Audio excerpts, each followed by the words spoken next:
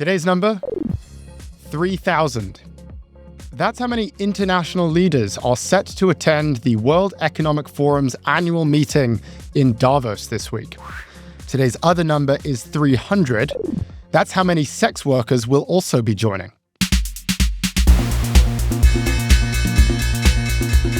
Welcome to Prof G Markets. I'm Ed Elson. That last joke is actually true. Look it up. It is January 20th. Let's check in on yesterday's market vitals. US markets were closed for MLK Day. Still, S&P and NASDAQ futures sank 1% as tensions flared over Greenland. More on that in a moment. Meanwhile, the dollar slid, Bitcoin declined, and gold hit a record high. Okay, what else is happening? President Trump has upped the stakes for a Greenland acquisition, presenting Europe with a new tariff ultimatum. Over the weekend, he announced 10% tariffs on 8 European countries starting February 1st. According to Trump's Truth Social post, the rate will rise to 25% in June unless there is a deal reached for what he called, quote, the complete and total purchase of Greenland. The targeted countries are putting up a united front, warning this could spark, quote, a dangerous downward spiral. French President Emmanuel Macron is urging the EU to use its trade bazooka, more formally known as the anti-coercion instrument, which could lock the US out of European markets. Meanwhile, Danish officials are skipping the World Economic Forum in Davos in protest, and Denmark deployed additional troops to Greenland on Monday. European stocks had their worst day in 2 months yesterday, and gold and silver hit fresh all-time highs, another signal that investors are searching for safety. So, here to discuss what is at stake with potentially another trade war between America and Europe, we are joined by pod favorite Robert Armstrong, U.S. financial commentator for the Financial Times and author of the Unhedged newsletter. Rob, welcome back to Prof G Markets. Good to see you. At the end of a very strange weekend. A very strange weekend indeed. We want to jump right into it. So we've got 10% going up to 25% tariffs on 8 European countries that have expressed solidarity with Greenland. So we got Denmark, Norway, Sweden, France, Germany, the UK, the Netherlands, and Finland. Let's just start with your initial reactions, Rob. First reaction, is it going to actually happen? As far as I know, the threatened tariffs on any country that trades with Iran have not happened. We had a tweet from the president that was happening. It then just drifted to wherever presidential tweets go when they're not with us. So,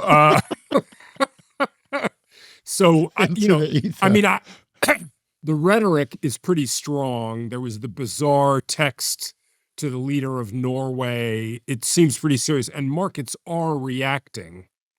But the hard first question you always have to ask is this a case of real strategic boldness a la Venezuela, or is this a bunch of talk like so many other adventures or near adventures have been in Trump's world of trade? It's very hard to tell at the outset. Yes, exactly. And it's exactly what we saw last year with Europe, where he threatened 30% and then he went down and then he made all of these exemptions. It seems to me, again, I always like to remind people, taco was a term that was created by Robert Armstrong, who is with us right now. I'm someone who generally lands in the taco camp. And this is another case of that for me. For me, I see this, it's a social media post, he just puts it out there. My instinct is taco. What is interesting is we're in this dynamic where we're seeing that markets in Europe are selling off. Yes. But also it's MLK Day, so the US markets are closed. So we don't know what the markets are going to react like tomorrow. Okay, let me frame this let me steal a way of framing this from someone else. Ian Bremmer, who's one of these people who sort of talks about geopolitical risk for a living. I think his company's called Eurasia Group. Anyway, he had this short video that I think sums this up really well. He talked about the contrast between taco and fafo. Taco being Trump always chickens out, and fafo being fuck around and find out. And some countries get the taco treatment, and some countries get the fafo treatment. And his point was that the weak get fafo and the strong get taco. In other words, countries that put up a little bit of resistance, Brazil, China, Russia to a degree, actually taco is the most common outcome. If countries show weakness or are too weak to protect themselves, like Venezuela, they see bold Trump, they see fafo Trump. So we might ask at this point, is Europe going to be strong in response, in which case we might expect taco and the situation to stabilize and cool off?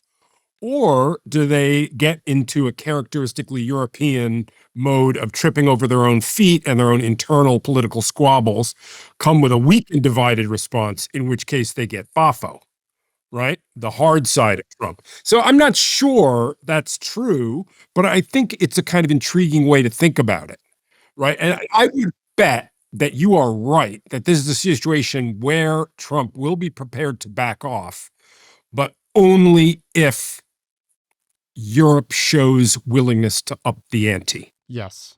And by the way, it seems that they do. Yes. Or at least, I mean, that's what we're hearing with this talk of a trade bazooka, which I've never heard of. Right.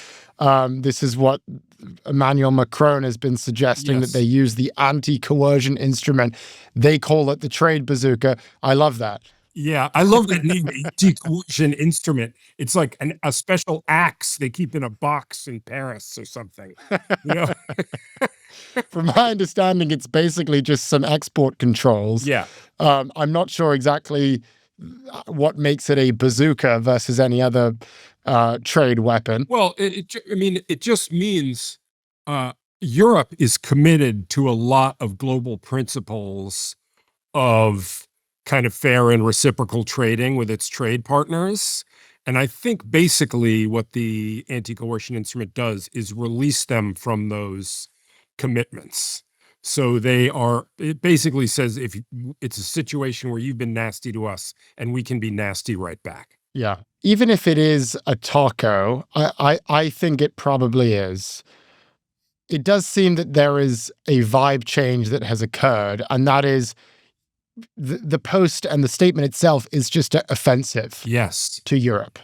So, that's why Macron is reacting the way he has. And you've seen people like Keir Starmer speaking out, and basically any EU leader is coming out and saying, hey, this is unacceptable. You cannot do this. You cannot threaten to just take over the land of one of our allies. Yeah. Given how offended everyone is, do you think that offense could lead to something more substantial like a trade war? Or do you think this goes the way it historically has done, which is they kind of fight a little bit and then ultimately they kind of kiss and make up? God, you're asking me to make a political prediction here. You haven't lost a lot of money historically betting against Europe's ability to put up a unified front. Mm-hmm. They have a very consensus-driven system where a small number of defectors can prevent unified action. It makes it hard. They really have to be pushed up to the edge. But I think that this does feel different. And I think it not only feels different in the way you talked about it being offensive, the president of the United States feels more and more erratic. Right? Not, the constant provocations. The tone out of the White House has changed. The tone of the spokespeople have changed. So, I don't know what pushes Europe far enough to get them to unification, but we're moving in that direction. We're getting closer, but I don't know where the magic moment is, I'm afraid. All right. Robert Armstrong, U.S. financial commentator for Financial Times, author of the Unhedged newsletter, also the Unhedged podcast, which you should check out. Rob, appreciate your time. Pleasure to be here. We'll be right back. And if you're enjoying the show so far, be sure to like and subscribe to the Prof G Pod YouTube channel at the link below. Support for the show comes from LinkedIn. It's a shame when the best B2B marketing gets wasted on the wrong audience. Like, imagine running an ad for cataract surgery on Saturday morning cartoons, or running a promo for this show on a video about Roblox or something. No offense to our Gen Alpha listeners, but that would be a waste of anyone's ad budget. So, when you want to reach the right professionals, you can use LinkedIn ads. LinkedIn has grown to a network of over 1 billion professionals and 130 million decision makers, according to their data. That's where it stands apart from other ad buys. You can target your buyers by job title, industry, company role, seniority, skills, company revenue, all so you can stop wasting budget on the wrong audience. That's why LinkedIn ads boast one of the highest B2B return on ad spend of all online ad networks. Seriously, all of them. Spend $250 on your first campaign on LinkedIn ads and get a free $250 credit for the next one. Just go to linkedin.com/Scott. That's linkedin.com/Scott. Terms and conditions apply. We're back with Prof G Markets. Ads are finally coming to ChatGPT. OpenAI announced it will start testing ads on US adult users with free accounts in the coming weeks. The company insists it will not sell data to advertisers and that users can turn off ad personalization. It is a stunning reversal from Altman's stance just 2 years ago when he called ads a, quote, last resort. Well, it looks like that last resort is here. OpenAI is seeking new revenue streams to help fund its massive AI build-out, including a reported $1.4 trillion commitment to infrastructure over the coming years. To discuss why OpenAI is finally embracing ads and what this says about the AI business, we are speaking with Alex Kantrowitz, founder of the Big Technology newsletter and podcast. Alex, you are joining us from Davos. How is it? Yeah, Davos is very weird this year because for a number of reasons. First of all, we're in Europe at a moment where President Trump is threatening to take over Greenland. So obviously some awkwardness there as he's about to hit the WEF summit. But also we're in this moment where companies for a long time used this conference as a place to talk about their altruism. And over the past couple of years, we've definitely seen much more of a shift towards the naked interest in the bottom line. So they've tried to worm their way back into that social good messaging, mostly by talking about how AI will get us there. There are 48 sessions at the WEF about artificial intelligence where people are going to talk about it being able to cure cancer and empower the disempowered. We'll see if the message gets across. You seem skeptical. Is that right? I will wait and see. I'll wait and see. Wait and see. I think that's fair enough. Well, we want to get into this move from OpenAI. They are now putting ads on ChatGPT. I think last time we spoke, Alex, you and I were kind of having a debate over whether they should be doing this. I was on and correct me if I'm wrong about this, I remember being on the pro-advertising side. I felt they need to monetize and get this over with. I think you were on the other end of that. What do you make of this move? They are now selling ads. That sounds right. Look, I think that when you think about the most skeptical perspective of this, which I've seen come across the social feeds in reaction to it, some have said, hey, listen, you're using AI, you're about to, if you really believe that you're close to artificial general intelligence and disrupting, the way that we work and these big breakthroughs, then why are you resorting to the sort of crudest possible form of business on the internet, which is advertising? Is that an indication that you don't really believe in what you've been telling us this time? Clearly, I think there's a couple things that are happening here. First of all, it's the imperative for growth. The ad tier is going to give people more access to OpenAI's models, so you'll be able to chat a little bit more. And I think there's a hope that that will bring more people in. It seems to me there was an interest in getting towards 1 billion weekly active users by the end of the year. I've heard some rumblings of that. They fell short. They're at 800 million now. And especially as we gear up towards an IPO potentially, I think that will happen next year. They're going to really want to continue to show that growth. So for me, it is I think I'm coming around. It's a necessary evil for this company. It'll be a good business. But the drawback is one thing goes wrong and all of a sudden you have a very big scandal. And I think that's something worth paying attention to. What are the kinds of things that could go wrong here? What could lead to that blow up or a scandal? Well, There's no product that knows you better than a chatbot, especially if you spend time with a chatbot. And one of the things that OpenAI in particular has been working on has been making these bots remember us better. Memory is going to be a big initiative for OpenAI in 2026. So the bot will be able to recall conversations that you've had years previously. And there's a tremendous amount of trust that goes into interacting with a product that remembers you that way and becomes, in many people's cases, a companion.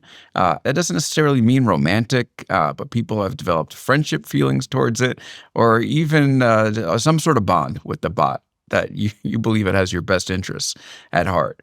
The second this thing starts pitching things that get a little too close to home based off of the data that it has about you, it could get bad. And remember, it only takes one really bad or a few really bad stories for people to get the ick about a company that does advertising. Most of Facebook's advertising is like app install ads for games. But a couple of ads that get a little too close to home, everybody says Facebook's listening to us. And that's the worry for OpenAI. Yeah, Altman previously said that ads combined with AI are, quote, uniquely unsettling. He also described that combination as a, quote, last resort. So it does appear that OpenAI is reaching its last resort. It seems like that might be what this is. Something I'd like to theorize about is what would happen if OpenAI were a public company. We don't know because it's a private company. We can't look at the stock price, but what direction would the stock be moving in? I'd love to just get your views on this. If OpenAI were a publicly traded stock, do you think it would be up or down following this? Oh, it would shoot up. And I know I'm talking both sides of this because I really am wrestling with it. It's complicated, but the market would react very positively to OpenAI introducing ads. Ads are an extremely high margin business. Famously on the internet, you only need a couple of salespeople, or you can even automate the sales process. And then those ads can extend across large audiences and you can make a lot of money. Google has done a great job with this. Facebook has done a great job with this. Even Amazon. I think it's one of the least heralded stories of, at least with the big tech business. Amazon has done amazingly with advertising, and it's become one of the biggest, highest margin businesses within that company. So I think if the market saw, you have your subscription business, and now you're introducing this high margin ad business. We've seen it before in places like Netflix, which has made a very similar move, and it's working out very well for them. So I think that stock would go right up. Something else you said there, which I think is fascinating and also very true, is this idea of getting the ick with OpenAI, which I think is an underrated element in the AI race. If people decide that they have the ick on any given chatbot, that will decide the trajectory of this economy. And it does seem in the past few months or so that people are beginning to get the ick on OpenAI. They're kind of getting icked out by Sam Altman and his media appearances. And I wonder if ads add to that dynamic. I think back to that great scene in The Social Network where Justin Timberlake is talking with Jesse Eisenberg, Mark Zuckerberg, and they're talking about ads. And he's like, you can't run ads because ads aren't cool. And I think about this with this too. I mean, to me, I think they kind of need to do it because they need to monetize. They need to show that to investors. But at the same time, ads aren't cool. And if you're getting ads in your chatbot, is that something that immediately gives you the ick and causes you to resort to other products? What do you think of that possibility? Yeah, well, I would say, first of all, the user numbers do suggest that people still really like OpenAI. They like the products. They like chatting with OpenAI. They've enjoyed, Sora, for one, is a company that they trusted with their own faces pretty much to make AI videos of themselves. So there's still a lot of trust in OpenAI. And I think that's a very, very valuable thing that the company has. It has been the company that's pioneered this. People have given it a lot of trust, a lot of information, their data, and they've seen results from it. And so that to me, again, is the risk here, is when you do advertising, if you don't do it tastefully, basically 100% of the time, you do risk having people feel, I don't know if it feels so good to use this product anymore. Maybe I'll try the others. Right. And as these bots, as the context windows get bigger in these bots, sometimes you can just ask. I mean, imagine if you want to switch bots, you ask OpenAI, hey, print me out a summary of our interactions. Tell me what you know about me. Copy and paste it. Put it into Gemini. Now, all of a sudden, Gemini has picked up all those preferences. It won't be that difficult to switch. And so they have to be very careful when they roll this out that, they do it in the right way. What I've seen so far, I like. But again, it only takes a couple of bad attempts, and then you're really in a bad place. When we look at some of the other chatbots, so Claude, which is Anthropic's chat product, which has gotten a lot of press recently because of Claude Co-work, which they recently announced, which went viral and everyone was talking about it, and it seems really impressive. Gemini has also been getting increasingly popular, increasingly making headlines. We're seeing a lot more usage. Just going into 2026, who do you think is going to win the AI race this year? I've said I think maybe Anthropic's going to pull ahead, but as you say, everyone's still using ChatGPT. It's still the most popular. If you had to place a bet on any one of these AI companies and AI products, who do you think's winning in 26? Well, I would say that there's multiple different races going on at the same time. So you have OpenAI running the consumer race. You have Anthropic running the enterprise race. They could both win and be very big companies in their own respect in two different categories. And then you have Google, which maybe is a blend. Maybe they can use AI for enterprise. They can use AI in their existing products and continue to build off of that. But I'm not going to run away from the question. I think it's a fair question. My money's still on OpenAI. I still think OpenAI is going to win this thing when all is said and done. All right. Alex Kantrowitz, founder of the Big Technology newsletter and podcast, joining us from Davos, and it's late there. So we really appreciate your time. Thank you for joining us, and enjoy the rest of the conference. Thank you so much, Ed. We'll be right back. And if you're enjoying the show so far, be sure to like and subscribe to the Prof G Pod YouTube channel at the link below. Support for the show comes from Upwork. When you started your business, you knew it was going to be a lot of hard work, but you probably didn't expect to be the head of everything: marketing, HR, IT, customer service. This is work that ought to be done by a team of people, not one overworked founder, because at this point there is so much to do that nothing gets done. Let this be your sign to stop doing everything. Try Upwork instead. Upwork Business Plus takes the hassle out of hiring and the pressure off your team by dropping trusted freelance talent right in your lap. That way, you're never stuck spinning your wheels when you need a skilled pro, and your projects don't stall.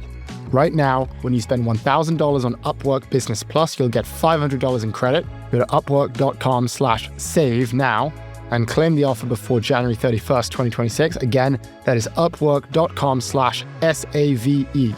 Terms apply. Support for today's show comes from Shopify. Having a dream is great unless you do nothing with it. So now is the best time to take life by the horns, and Shopify is here to help make your dream business into a reality. Shopify says they have all the tools you need to easily build your dream store. You can choose from hundreds of beautiful online templates that you can customize to match your brand. Setup is fast with Shopify's built-in AI tools that write product descriptions and headlines and help you edit product photos. Marketing is built in too. Create email and social campaigns that reach customers wherever they scroll. As you grow, Shopify grows with you. That means you can handle more orders, expand to new markets, and do it all from the same dashboard. In 2026, stop waiting and start selling with Shopify. Sign up for your $1 per month trial and start selling today at shopify.com/profmarkets.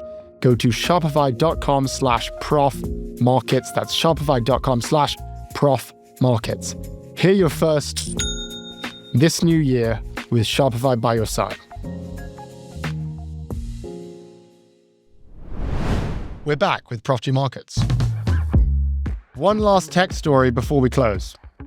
Last week, an AI company called ASML became the third European company in history to reach a market cap of $500 billion. For context, ASML is technically a lithography company, but we call it an AI company because they make the lithography machines that are used to make AI chips. So it's basically an AI company. Now, why did the stock surge?